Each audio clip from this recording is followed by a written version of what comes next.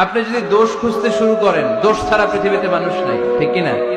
No one is perfect in this world. এই পৃথিবীতে কেউই পারফেক্ট না।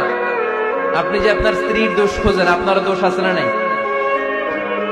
আবার ভাবি যদি আপনার খালি দোষ খোঁজে, ভাবিরও দোষ আছে না নাই?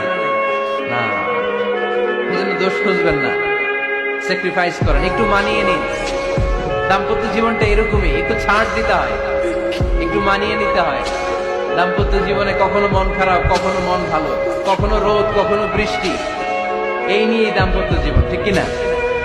যত ভুল হোক, যত ভুল আপনি করেন, এটা খেয়াল রাখবেন, ভুল আপনি যতই করেন না কেন, তার রহমতের দরিয়া তার চাইতেও বড়,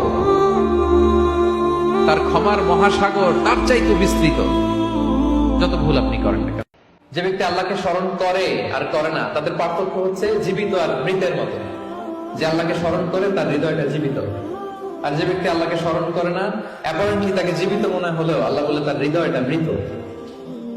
ইবনু তাইমিয়া আলাইহি রাহমা উনি বলতেন, পানি ছাড়া যেমনি মাছ বাঁচতে পারে না, পানি থেকে মাছ উঠিয়ে ফেলে মাছের যেরকম অবস্থা, কোন বান্দা যখন গাফেল হয়ে আল্লাহর জিকির থেকে দূরে সরে যায়, তার হৃদয়ের ঠিক ওই অবস্থা হয়ে যায়। এটা মৃত অন্তরের ফল। স্বপ্ন সেটা না যেটা মানুষ ঘুমিয়ে ঘুমিয়ে দেখে, স্বপ্ন সেটা যেটা অর্জনের